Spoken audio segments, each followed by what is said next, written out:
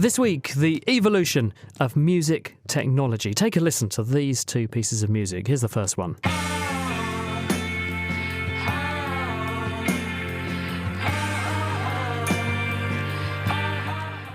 And here's the second.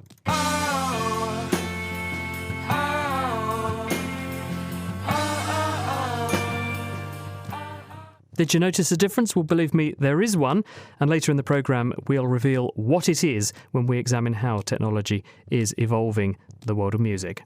Plus, the global response to climate change, the mystery of missing starlings, and how delightful really is that red sky at night. I'm Connie Orbach. I'm Chris Smith, and this is The Naked Scientists. The Naked Scientists podcast is powered by ukfast.co.uk.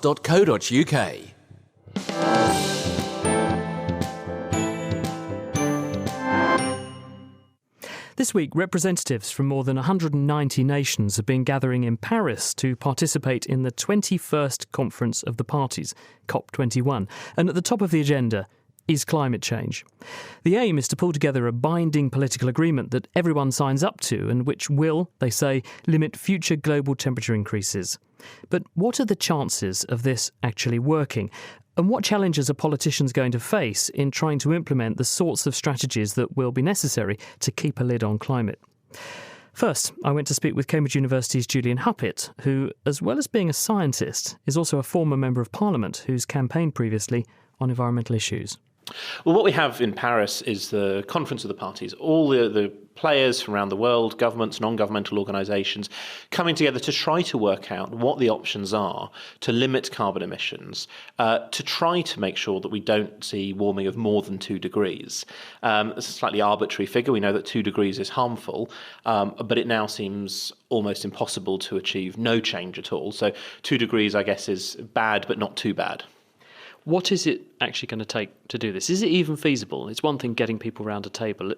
Are they actually going to achieve anything? I think if you look at the history of all of these, one has to be somewhat sceptical about the long-term achievement. Some of these conferences have been successful, some less so. I don't think there's an option to say we can't do it. Nobody has a better way of achieving global change than by getting global organisations to work together. But it is hard to get people to work together on something like this. And there are a number of particular challenges for climate change. One is it's very hard to see it directly.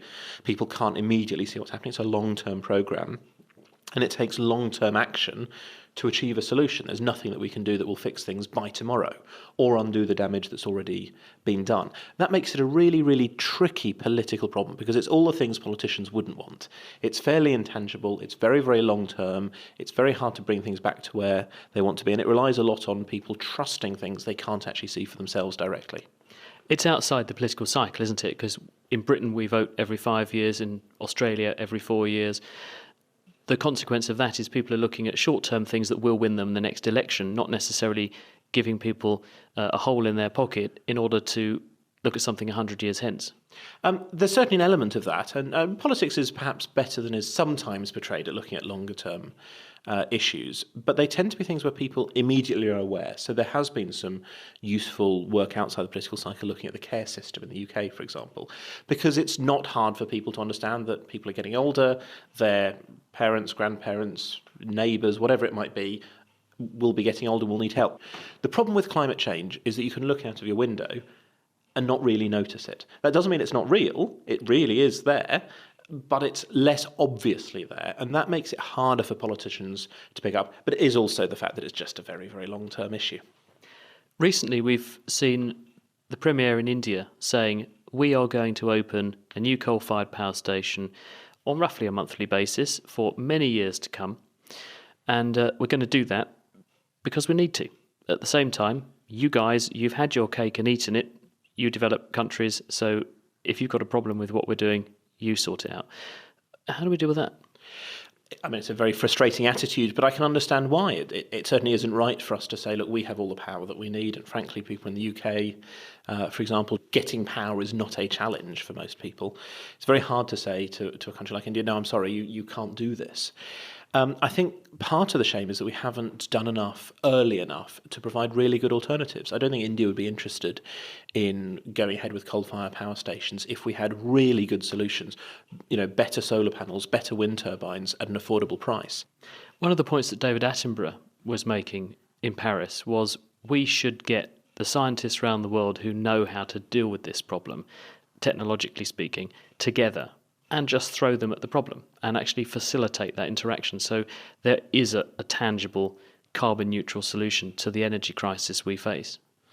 I don't think it's as simple as that. The problem is working out how to actually make this happen, how to actually get the governmental buy-in to do things, because some of this will involve investment, how to get community-based buy-in. If we're talking about getting people to, for example, save energy emissions by not travelling to work as often, huge effect in the UK on congestion, on air pollution, as well as on carbon emissions.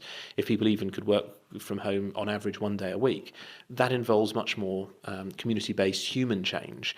And I don't think sort of a bunch of scientists in the stereotypical ivory tower saying, aha, we have the answer, is likely to get implemented. We are not really short of ideas on how to reduce energy usage. We're not really short of ideas on how to generate energy. The problems are about the economics, about the societal impact, about making it actually happen. Former MP and Cambridge University lecturer Julian Huppert. But according to the University of Oslo's Karen O'Brien, who's penned a paper this week in the journal Science on what's needed to avert climate change, an agreement by itself does not guarantee action and desirable outcomes, and current pledges are far from sufficient to limit warming to 2 degrees C, nor are new technologies and energy infrastructure. Meeting this ambitious target and adapting to the impacts and risks associated with a warmer world will require transformations of a scope, magnitude, speed and penetration that are unprecedented in human history. Without an instruction manual, where do we begin? Paris is a really important and exciting moment in history for getting people together on climate change, but I think that we're heading in the wrong direction because we're looking at climate change as if it's just a problem about CO2.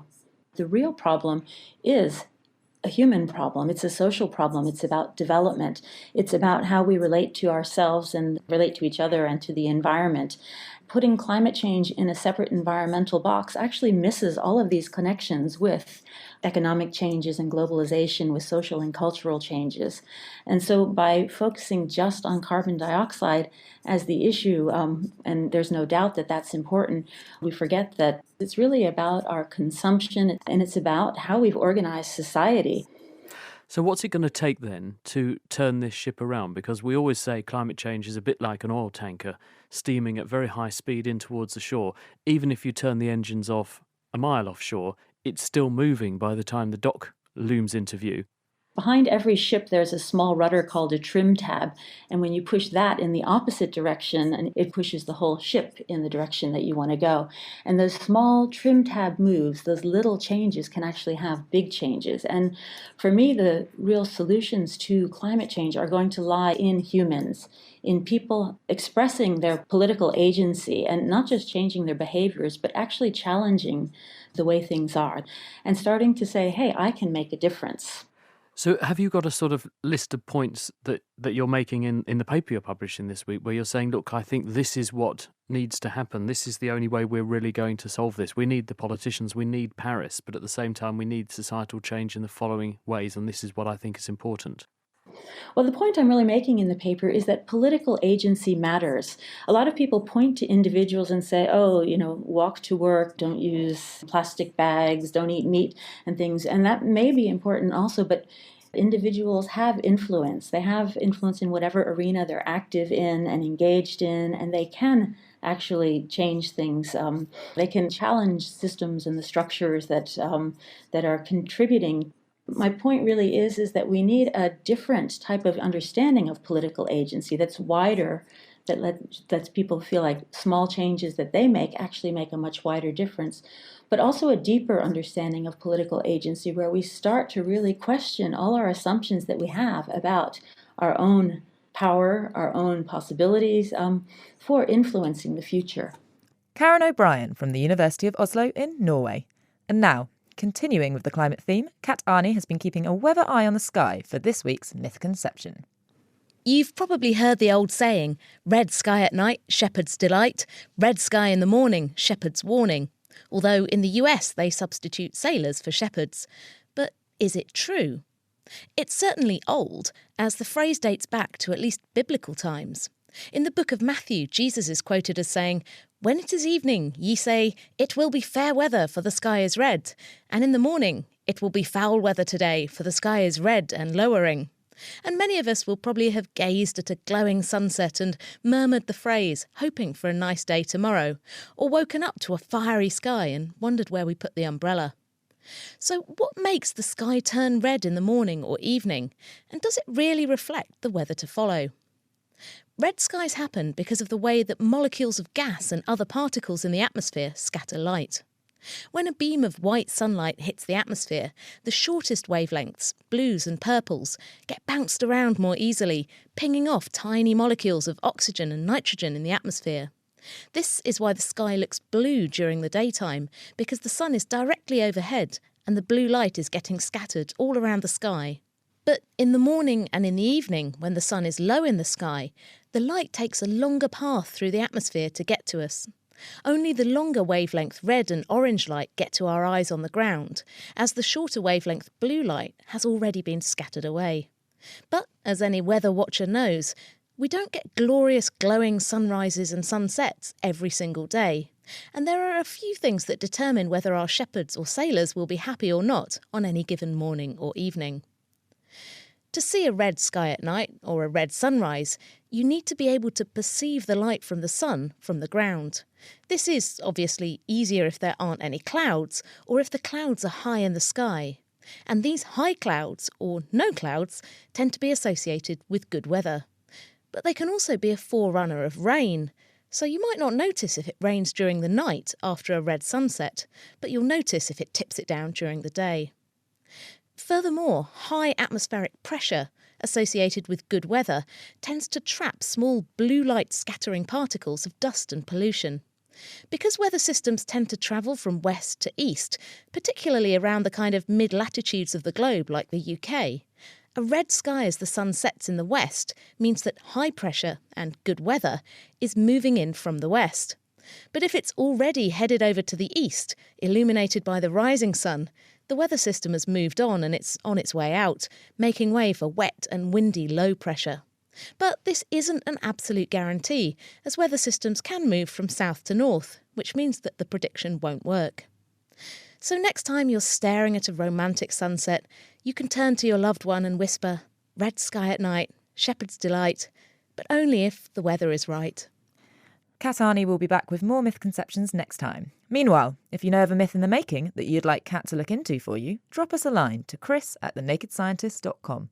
Starlings are a type of bird. They're found all across the world, and they're famous for murmurations. Now, you might have seen video footage where thousands of the birds flock together in this massive acrobatic routine. But in all seriousness, the numbers of starlings have nosedived, and recently, drowning has emerged as one mysterious cause of death among the species. Greer Jackson has been looking into the phenomenon.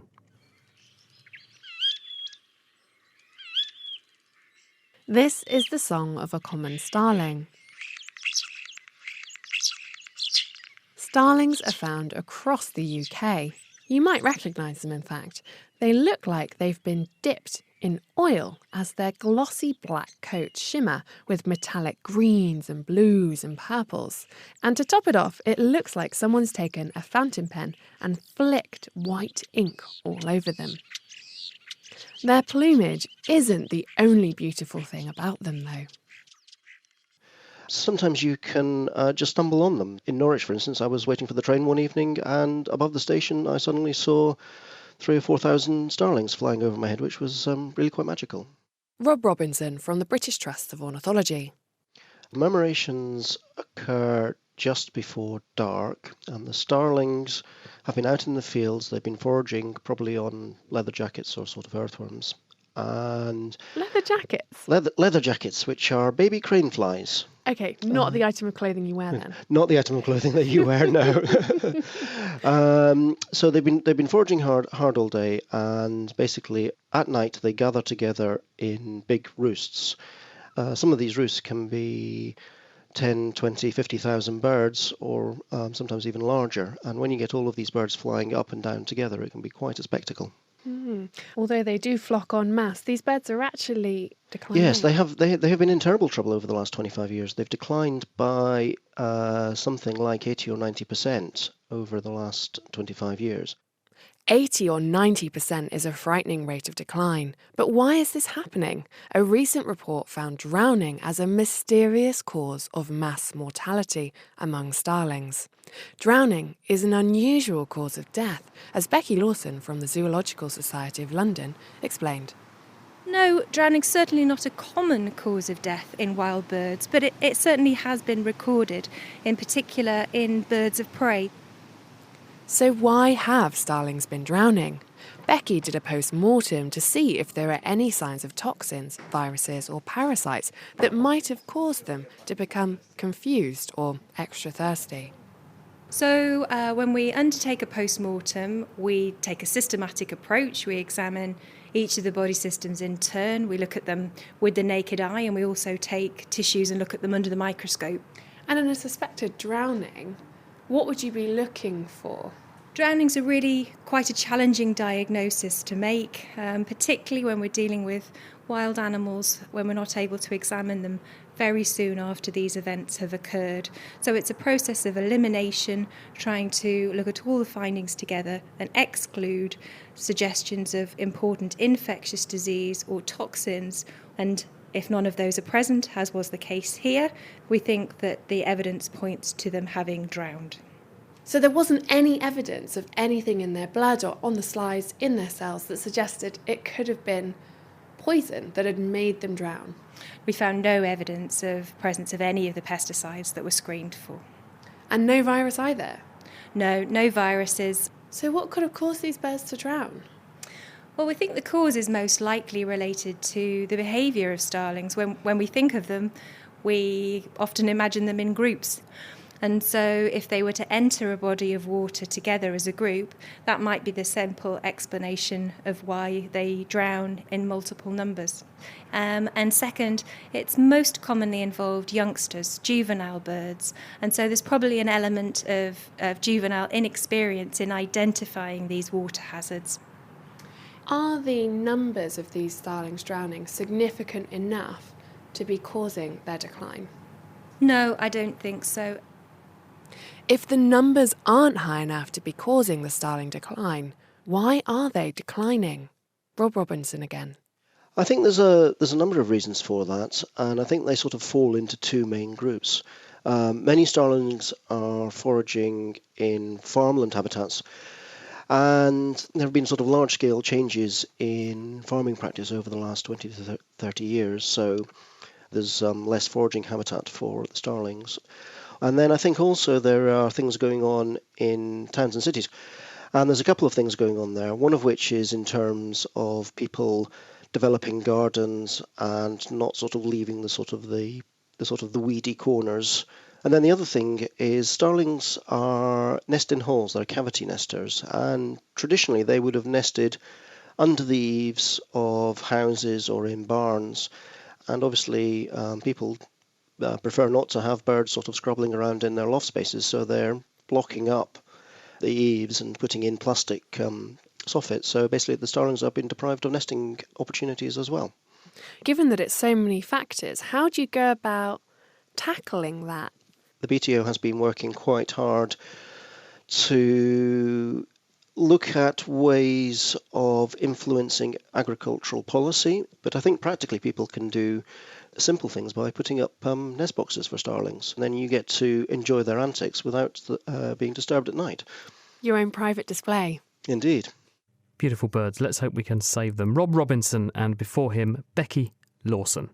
You're listening to The Naked Scientists, with me, Connie Orbach, and with Chris Smith.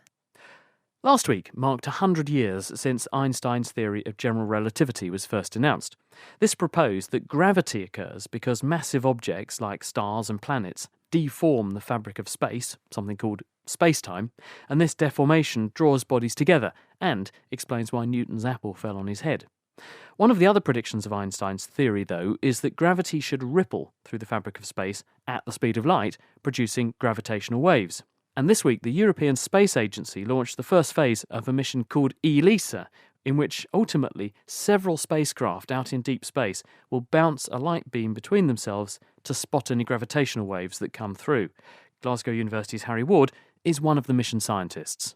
Gravitational waves are a byproduct of Einstein's theory almost exactly 100 years ago, when he explained that gravity is not a magical force, it's a manifestation that matter curves space-time, and the curvature can change and the changes can propagate away from a source. That's what we call gravitational waves, and we want to detect those because it will provide a new window in the universe, a new way of looking at astronomical events. And the way the gravity waves affect you or me or anything is that they stretch and squeeze us by, fortunately, an infinitesimal amount, but nonetheless an amount that we hope will be detectable. And the way we plan to do it is to measure between separated items, typically mirrors, because we're using laser light to do it, and we monitor their separation, looking for tiny, tiny changes. Bouncing between the mirrors is what, a beam of light? A beam of laser light, and you're able to detect, obviously, if a gravity wave comes through and it squeezes the space a little bit or stretches the space a little bit, then the light will take a bit longer or a bit less time to go between the two, and therefore its colour, its wavelength is going to change very subtly. That's right, provided you've got some reference against which to make that measurement. And so in all of the experiments that have been published to date, we typically do that by having two arms, two paths along which we make measurements, and we orient them at right angles to each other, because it turns out that the gravity wave affects two things at right angles to each other.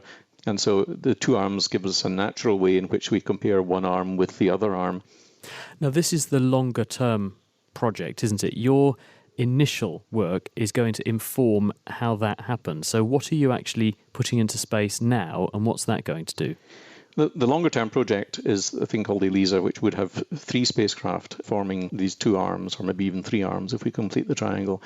But the challenge is in the technology. I mean, it's a daring thing to try to do. And so it's a proof of principle. It's designed to allay risk and to demonstrate to all of us that we have the technology under control. I sound like an online sales rep when I ask, well, what's in the box then? Essentially 2 reflecting masses which float completely freely. They look beautiful, actually. They're gold platinum cubes. And these, in principle, float freely within a spacecraft, and the laser beams propagate to and from these proof masses and make the measurement. Will the test device, Pathfinder device, actually have the capacity to do science, or will it just prove that you can stably mount this system in space? Its prime target is technology demonstration. It's not science. It was never sold as being a science mission. And remember, it's not just a technology demonstrator for something like ELISA. There's a growing interest in making these kind of sensitive measurements of interaction of gravitational fields with masses much more locally. I mean, we have missions that do climate research by monitoring the gravity perturbations of the Earth. And so the technology that's demonstrated for this mission has wider applicability than just for pure science. Now, say it does come off. We hope it will. What will it mean to science if we actually do detect these gravity waves going through space? Well, I actually hate the word detect, because that sounds as though it's a one thing and then it's over. Genuinely, this is new astronomy, plus also tests of some of the remaining Einsteinian predictions about general relativity. It allows us to see right to the heart of some of the most extreme events that you could ever imagine in the universe. The millions of solar mass black holes that we know that exist at the centers of galaxies, things that we couldn't realistically ever hope to see through the electromagnetic observations. So gravity waves allow, if we can observe them, is really a tool for seeing to the heart of essentially the force that shapes the evolution of our universe. Harry Ward from Glasgow University. If you just look at body size and cancer, you might expect larger organisms to get more cancer, right? Because they have more cells. But that isn't the case. In this month's Naked Genetics podcast, we're unravelling Peto's paradox.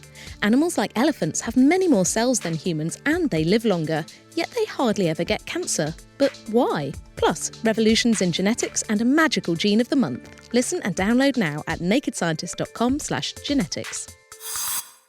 You're listening to The Naked Scientists with me, Chris Smith, and with Connie Orbach. Now, on to the main part of the show, how technology is changing the world of music.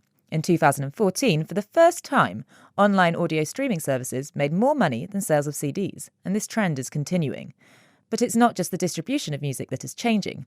How musicians make music is also evolving rapidly.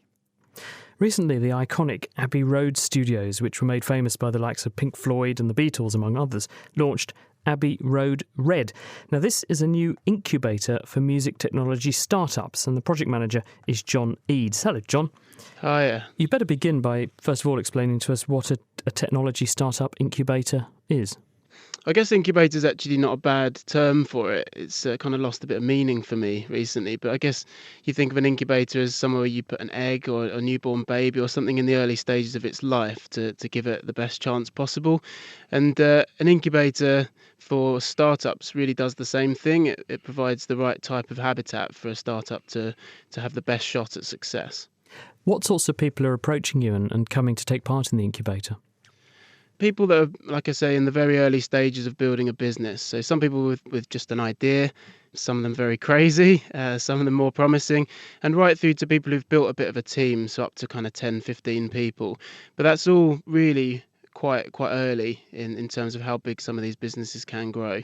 Technology and music go hand in glove and hand in hand, though. They have done for years. So what's new here? I very much see it as a progression or a continuation of a progression which has been going on for a long time. And Abbey Road's been around since 1931. So there's 84 years of history there. And I'm lucky enough to have spent quite a lot of time researching that history. And what I see happening at the moment is very much just a continuation of how things have been progressing for a long time. The only difference for me really is how quickly it's moving, and things are really, really accelerating in pace. And you can point to a few quite large socio-economic changes that have caused that or have allowed that to happen.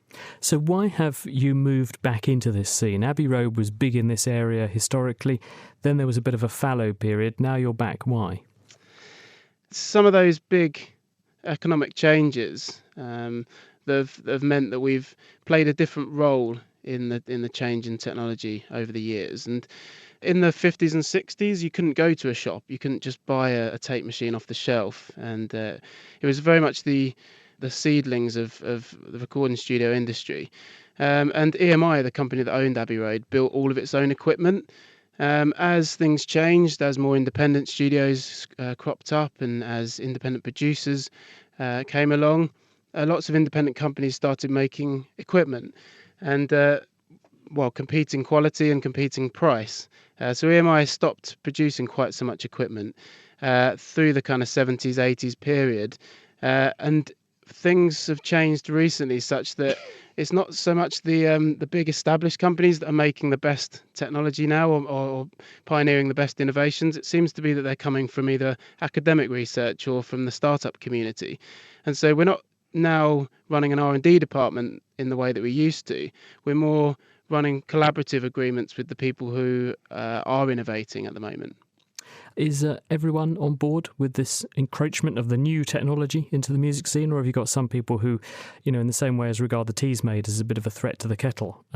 Is everyone on the same page? No, I'd be kind of innocent if I said they were, and I'm very much the kind of pioneer at Abbey Road. Abbey Road still does what it's always done and does a very good job of it at large-scale acoustic recordings. And a lot of the people involved in that process see some of the things that I'm working on as quite threatening. And in some ways they are, but in some ways they're not. And for a company such as Abbey Road, the worst thing to do is to ignore these technologies. The best thing to do is really to get on board and embrace them. Well, good luck with that. That's John Eads, who is from the Abbey Road Red. It's a new incubator for music technology startups. What John is getting at here is the tension between technology and creativity. And when we think of music, that creativity is often associated with the first sparks of a song and the initial composition of melody, beats and pitch. But could a machine do that instead? Patrick Stobbs is a musician and co-founder of JukeDeck, a new system launching soon that uses software to make music.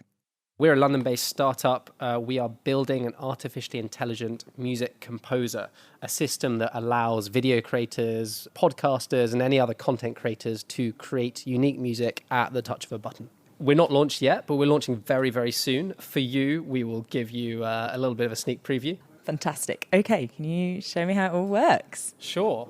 You simply come to our site, click New Track and select your genre of music. We offer 4 or 5 genres: electronic, folk, rock, ambient. Then you select your mood. So let's select electronic genre, let's select a chilled mood. You can select your speed, you can select an exact duration. Let's just go for 27 seconds and click create. And in the next 20 seconds, our system will create a completely unique track of music based on your specifications. Electronic chilled. Not bad for 20 seconds. But what else could I make?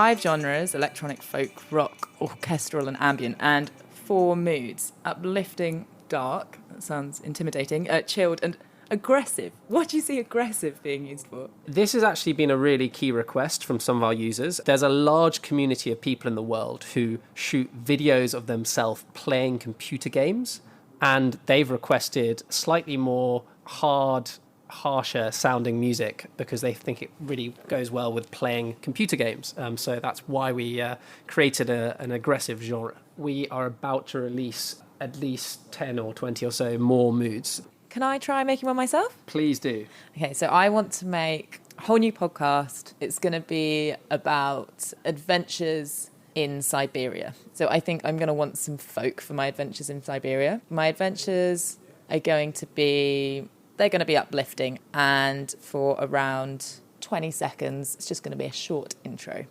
Okay, let's click and make it. And just another 20 seconds later. Nice, I can really hear my podcast developing with this. I've got a real picture of how it's going to work. Rustic Siberia.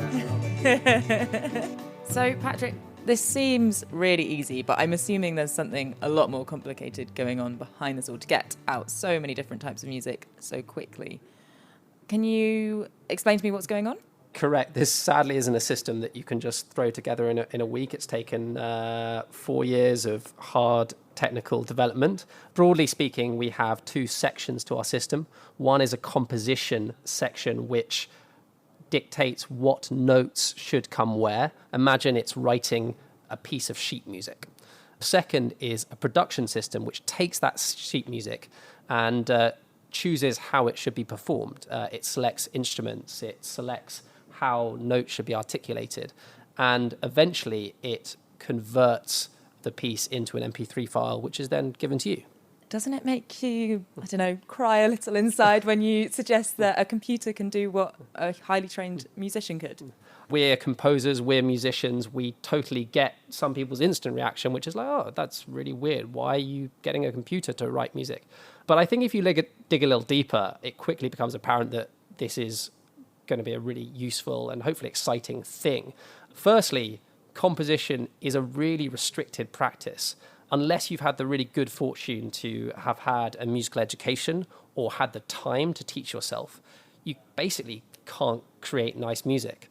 You can bang on a table and shriek and scream, but composing a nice piece of music is really hard, and most people can't do that. So we think that by empowering non-musicians to create music at the touch of a button, that can only be a good thing. The second thing to bear in mind is the possibilities this opens up. When you have a system that can create music, it can necessarily do so very quickly because computers work incredibly fast. And it leads to a situation where music can be composed in real time, i.e. on a second-by-second basis, dynamically reacting to what is going on in the world. So this will theoretically be able to compose music that takes into account who you are, where you are, what you're doing, how you're feeling. For example, say you're trying to get to sleep. A system like this could theoretically take into account your physiology, what's going on inside your brain, and compose you the perfect piece of music to lull you to sleep. Do you think this is a tool that composers could use themselves in the end?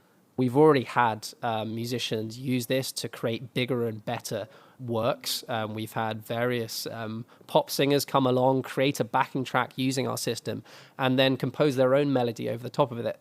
And that's really exciting to us as musicians. So absolutely, we want to bake in a bunch more features to help musicians create bigger and better works of art using this system. Patrick Stubbs there with his new platform, JukeDeck, which launches soon. You're listening to The Naked Scientists with me, Chris Smith, and with Connie Orbach. And if you'd like to get in touch with the programme, you can email us, chris@thenakedscientist.com. We're also on Twitter. It's @NakedScientist. There's a Facebook page, or there's our website, nakedscientist.com, where you can actually find full transcripts and the references to pretty much everything that's in the programme. Now, you might remember earlier on in the programme I played you some musical clips. I'll just remind you what they sounded like. Here's the first one again.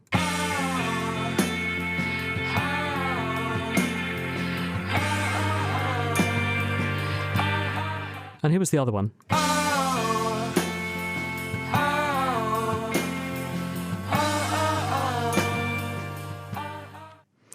Well, can you tell the difference? There is one, I can assure you. And part of that difference is because one of those two tracks was mixed and put together by a human. The other was put together by a machine. It was a system or a platform put together by Dr. Josh Rice, who's the head of audio engineering at Queen Mary University of London, and he's been working on this system for some time. Josh, when we say producer in music and producing tracks like that, what do we actually mean? Typically with any audio production task, there's lots of different sound sources coming in, and so the role of the producer is to combine those sources in such a way that it produces a nice clean blend of all of the sounds, while at the same time ensuring that everything can be heard and heard intelligibly. So what the producer does is record all of the content and mix it together, applying a variety of effects to adjust the levels and adjust the relative strengths of each of the frequencies and the loudness ranges of all of the sources. And that's what you've done with those two sample tracks that we played just now? Yeah, so it's a team of researchers working with me, and essentially they've developed a variety of different algorithms or software techniques that will listen to all of the incoming content and the interaction between all of these different sound sources and make judgment calls of how to apply the effects on each of them.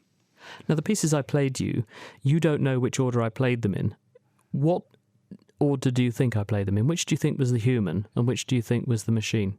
Yeah, so I thought I knew, and now I'm not so sure. I think it was the second one that was the machine, and the first one the human.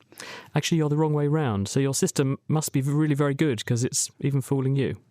Oh, right. Yeah, that surprises me a bit. So, I mean, that's sort of the goal of our system, to do something sufficient quality that it can be used in situations where a mix can't be done or can't be done quick enough, or to provide very good presets for someone to enhance even further. One thing that this system won't do, though, is to bring to the party the creativity, the spontaneity, and the thinking outside the box that a really very good producer would. This is a computer program, which means it follows rules. That's exactly right. Although we have looked at ways in which those rules can continue to learn and adapt. But when we've evaluated the system, we've often found that different components will consistently yield a pretty good mix of the content, whereas the human might create an amazing mix, or one that some people love and some people hate. And so it's all these artistic and creative decisions that we're not doing, but we are able to deal with the technical aspects, and some of those technical aspects, because we can do all of this processing, we might be able to do even better than a human. I mean, we were asking John this earlier with respect to how the traditionalists at Abbey Road are receiving the incursion of new technology into their domain. How is this going down with the pros? If you show a pro producer your platform, invite them to play with it, how do they react? All right, yeah, John and I have had discussions about this before. So, as an example, there was a write-up about this work in New Scientist a little while back, and in the online discussion forum about it, one well-known record producer, who of course I'm not going to mention, said a complete waste of time and money, and another one wrote, I can't believe you even thought this rubbish worth printing. So some producers do feel threatened by this, like happens with any disruptive innovation technology. But another one who's won several Grammys for his work said, am I in favor of a technology that might one day put me out of business? Yes, I am, as long as it's done well. Josh, thank you very much. That's Dr. Josh Rice. He's from Queen Mary University of London. So far, we've heard how technology can influence the creative process. But what about the world of live music? How are artists integrating technology into their acts? One musician, Imogen Heap, has been collaborating with textile designers, engineers and computer scientists on a project called Memu Gloves. Adam Stark is one of the team. I went to see him.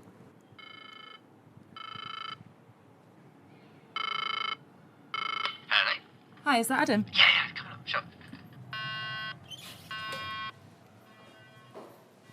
My name's Adam Stark and I am a software developer, and I've been working on the Memu Gloves now for about 4 years, trying to turn all the rich data we get about your hand into music.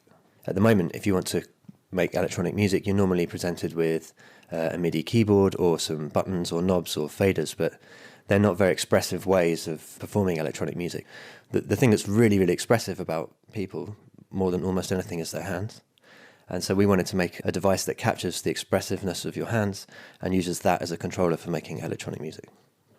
I feel like the best way to explain this is if you let me have a go. Is that possible? Sure, I'll talk you through it. Okay, fantastic. What do we need to do first? So the first thing, we need to put the gloves on, and then we need to calibrate them for your hands, because everyone's hands are different. The gloves are black, thin, and feel very fragile. But actually, they're incredibly sturdy and designed specifically to be strong, flexible, and unobtrusive. They're wireless and even fingerless, so you can play other instruments whilst you wear them. But most importantly, they're covered in electronics. There are either one or two bend sensors, depending on the finger. So this detects the bend of your knuckles. Okay. So if you just feel the end of your fingers, you'll feel something hard there. There's like a kind of ribbon running down to my fingers, and that's a flex bend sensor. Yeah, that's a bend sensor. This part here, which is a little board on the wrist, detects the orientation of your hands. So it detects sort of the roll of your wrist, and then if you move your wrist up and down or from left to right. And that's all of the sensors on the glove? In terms of the information, like going into the glove, those are the two things. So the bend of your fingers and the orientation of your wrist. But we have a couple of pieces of feedback as well. So we have an LED here which will light up. We can program that to tell you different things about the software, so you really don't have to look at the screen. After a bit more fiddling to get the gloves in place, it was time to configure the software to my hand. The first thing I'm going to do, I'm going to press calibrate, and you're just going to move your hand open and closed, and make sure you're moving all of your fingers, including your thumb, from fully bent to Okay, fully so open. Clench them like a fist and then open them back out. Once the software knew the extent of the movement in my hand, we could program it to gestures. So Adam got me to make a few different movements, like a fist or a pointed finger, and the software remembered them, so it could later match them to particular musical commands. So what I've set up here is a way for you to play chords using the gloves. If you make a fist with your right hand, that will play a certain chord, and if you let go, it will stop. Okay. Now if you move to a different direction, make a fist, it will play a different chord. And so there's one out there, it should be as well. Oh, this is so exciting. So I'm moving my hand in front of me, above my head, to the side, and If you want down, yeah. There should be one over this side as well. That's to the left. To my left as opposed to So my now right. if you make this one again in front of you, now move on your left hand, the right hand here is now making a fist. So on the left hand, if you roll your wrist while you make the sound, you can control the tone of it there. Wow, I have so much power in my hands right now. Oh! Yeah.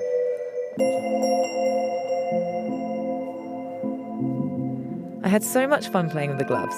I can't imagine what someone with actual musical abilities might be able to do. Of course, I was far too distracted to manage an actual interview. So, sadly, the time came when I had to take the gloves off and get back to work. We allow you to combine together different movements. You might say, if I'm making a fist and I'm rolling my wrist from left to right, that particular movement, I'm going to connect to a certain musical control parameter.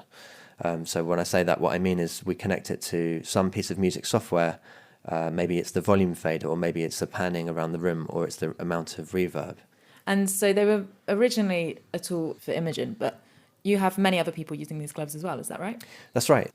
We realised that there was something really, really powerful in these gloves, and that every time we gave them to somebody different to put them on, they used them in a completely different way, and we were really interested in how other people might use them. And so we've now got about 20 different users around the world, and they're using it for all kinds of different things. So we've got film composers, there's Ariana Grande, who's a sort of pop star, and we've got a charity called Drake Music, who work with musicians with disabilities that are kind of barriers to them making music. So they use technology to try and break down those barriers. And we're working with a musician called Chris Halpin, and he's been making huge use of the gloves and gigging all over the place. He has cerebral palsy, and he's had a journey through dealing with his condition and trying to find ways around his condition to make music. And I think the gloves for him have been somewhat of an emancipation. And there's a lot of performance involved in wearing these gloves. You really have to be willing to throw your hands around and play with it. So I guess there's only a certain type of performer that would be happy doing this as well. I think that's a really good question. I'm a guitarist, and I play in a band where normally you kind of tend to look at your guitar pedals and that kind of thing, and suddenly you're not looking at your guitar pedals. You're looking up at the audience and you're moving your hands around, and it's a very different experience. And sometimes I really love it, and sometimes I feel a bit like a lemon. But yeah, it does take a certain personality, but it does communicate to people better, I think, than almost anything else. I'm not sure that I'd feel comfortable flailing my arms around on stage, but maybe that's why I'm not a performer. That and the whole musical ability thing.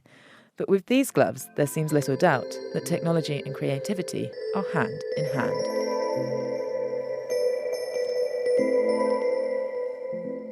Connie was there speaking with Adam Stark with his Memu gloves. Now, we've talked about how technology is changing music, but what about the music industry? Downloading and streaming have led to a huge drop in the amount of money a musician can expect to make from album sales. But is this an opportunity, or is it actually bad news? Well, Nate Langston is a technology journalist at Bloomberg. So, Nate, how has streaming and digital technology impacted on the music industry thus far? Well, I'll start with the second one first. Digital technology changed things in that it allowed people to buy and download individual songs and albums rather than having to go out and physically buy the CD. What streaming has done is change the business model once again to mean that instead of having to purchase individual albums or songs, you're now simply paying for access to the entire history of recorded music, or at least available recorded music. And that's meant that while there's a predictable, steady stream of revenue and money coming in, there is less incentive for people to go out and buy something just because it's new and you've heard it somewhere on the radio or on television. Cynics would say that in the good old days, what artists tended to do was to make you buy an album by putting one or two choice morsel songs on there, and then a whole load of other stuff that could in some cases be described as bit of padding. Whereas with streaming and with download technology, you listen to what you want to and you pay for what you want to.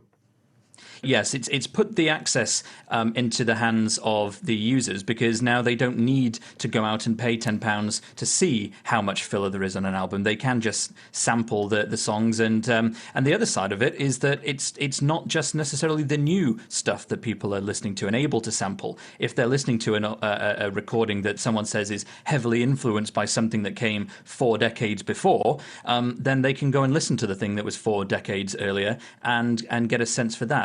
And I think that generally is a great thing for music and kind of democratizes the history of all recorded music. Can you give us some idea of the scale of the impact that this has had in money terms on producers, record companies and artists? People are migrating to paying for streaming services, and that has meant that in some parts of the world, the money that is being made from streaming has exceeded the money made from sales of downloads, which has in itself exceeded the sales made from CDs now for a long time. The problem is how that money then gets distributed, because there are many stories of songwriters saying that they earn very, very little from their recordings, and that you can stream a song or have a song streamed millions of times and make only a few £1,000s or dollars from it, even from a very top performing artist. The issue is that the record labels are not necessarily distributing the money made from streaming services to artists in a way that the artists consider fair. And the knock-on effect there means that you get artists saying, we don't want our stuff on streaming services because we don't make enough money from it. Actually, it has been shown in some areas that money is being made off their music. It's just that they're not receiving it because that side of the business world has not sorted itself out quite quickly enough.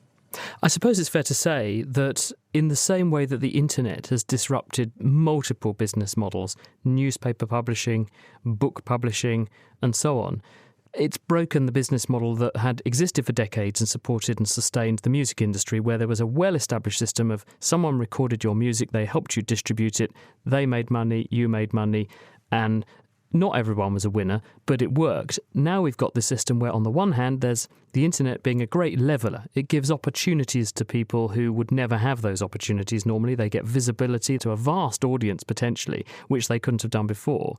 But at the same time, in doing so, they've removed and destroyed the very thing that incentivised people to get into the industry in some respects, a financial reward, in the first place. Yes, absolutely. And I think that the other thing that's happened in a positive way is that there are now more places for music to appear. We have the world of video games and we have apps that are using recorded music in them. And it's given people another way to consume music and therefore another way for artists to make money off their music. So it's kind of it's a squeeze box. It's a boom and bust model that we're seeing the music industry go through. It's just that not all parts of the music industry have boomed or busted at exactly the same point. Had they have done, that would have been a lot better for everyone, possibly. Nate Langson, and before him, Adam Stark, Josh Rice, Patrick Stobbs and John Eads. And finally, it's time for Question of the Week. Felicity Bedford has been taking a cold, hard look at Kevin's question. The Naked Scientist's Question of the Week, brought to you in association with the Houter Wisman Foundation, supporting science and education from Alpha to Omega. If someone transported polar bears to Antarctica, would they thrive? At first glance, the Arctic and Antarctic have very similar environments. I needed someone with first-hand experience of Antarctica to help me answer this question. Dr. Ian Stanyland from the British Antarctic Survey told me why we might want to move polar bears in the first place. Starving polar bears desperately clinging to lumps of melting ice is an image that most people relate to regarding global warming and the threats to wildlife. And given their iconic status, it has even been suggested that we could save the polar bear by translocating them to the Antarctic. But would they be more successful hunting at the South Pole? Let's drop them in and find out. Polar bears would do very well if transplanted into the Antarctic, well, at least for a few years. From a food point of view, it'd be polar bear heaven. In the Arctic, the seals and other potential prey species have evolved lifestyles that minimise their risk of being eaten by polar bears. But in contrast, larger Antarctic animals such as seals and penguins have evolved without this risk of being eaten. Because of this, the penguins are typically quite bold and inquisitive and will often approach you to have a look. And seals in the Antarctic range in behaviour from total indifference to outright aggression. For example, Antarctic fur seals have a reputation for chasing and trying to bite people. And whilst this is great for tourism and researchers, well, except for getting bitten obviously, it would make Antarctic wildlife the equivalent of an all-you-can-eat buffet as far as polar bears are concerned. The most obvious effect of putting polar bears into the Antarctic would be a catastrophic decline in the seal and penguin populations, and some very fat and happy bears. So far so good for the polar bears, although news isn't so good for the penguins. Are there any other benefits for polar bears in Antarctica? Given that most of the industrialised nations are in the northern hemisphere and are encircling the Arctic, it's no surprise that polar bears are basically being poisoned by their food. The remoteness of Antarctica and its greater separation from these sources of pollution means that whilst such toxins are found in the environment, the levels are currently much less significant. Plenty of food and less pollution. This all sounds too good to be true.